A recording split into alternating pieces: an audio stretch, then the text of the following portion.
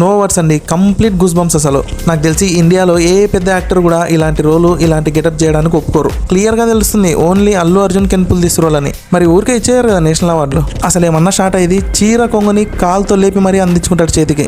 ఇలాంటి సీన్లే కదా ఆడియన్స్ కావాల్సింది. మేనరిజం మెయిన్ అబ్బా. నాకు తెలిసి కంటెంట్ కంటే కూడా ఇలాంటి సీన్స్ ని క్రియేట్ చేయడానికి సుకుమార్ ఎక్కువ టైం తీసుకుని ఉంటాడు అనుకుంటున్నా. అంతే కదబ్బా, పుష్పలో కంటెంట్ నార్మల్ గానే ఉంది, కానీ అల్లు అర్జున్ మేనరిజం వల్లనే సినిమా ఎక్కడికో పోయింది. అంతేగా తగ్గేదేలే అనే డైలాగ్, తన వాకింగ్ స్టైలు, తను మాట్లాడే విధానము ఎక్కడా తగ్గకపోవడము, ఒక రేంజ్ ని పుష్ప మెయింటైన్ చేస్తాడు. ఇవే నచ్చాయి ఆడియన్స్ కి. సో దీన్ని మైండ్ లో పెట్టుకునే మేనరిజం పీక్స్ లో ఉండాలని రాశాడు. చెప్తున్నా కదా, ఇలాంటి సీన్లు సినిమాలో చాలా ఉంటాయి అని అర్థమవుతుంది. మనోడు ఇక్కడ ఎవరినో బాగా చితగొట్టినాడు.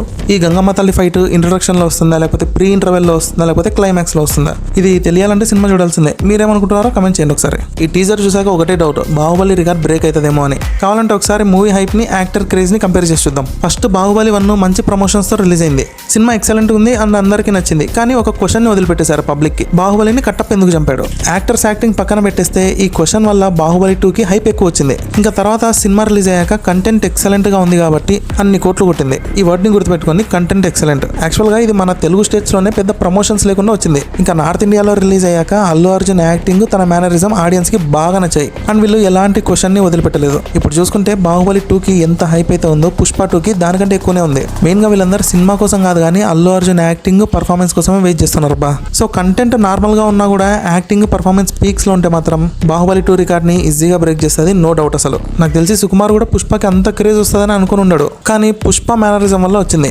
సో ఆడియన్స్ తన మేనరిజం కి ఎక్కువ కనెక్ట్ అయ్యారు కాబట్టి దాని మీదనే ఎక్కువ ఫోకస్ పెట్టి ఆడియన్స్ ని డిసప్పాయింట్ చేయకూడదు అనే థాట్ లో అయితే ఉన్నాడు బా. సో అర్థమైందా, బాహుబలి ప్యూర్ కంటెంట్ వల్ల బ్లాక్ బస్టర్ అయింది. అండ్ ఇక్కడ పుష్పని తీసుకుంటే కొంచెం కంటెంట్ ఉన్నా చాలు, తన మేనరిజం తో రికార్డ్ అయితే బద్దలే. ఇదబ్బా నా ఒపీనియన్ అయితే. మీరు చెప్పండి, టీజర్ ఎలా అనిపించింది? బాహుబలి రికార్డ్ ని బ్రేక్ చేస్తుందా లేదా? కామెంట్ చేయండి.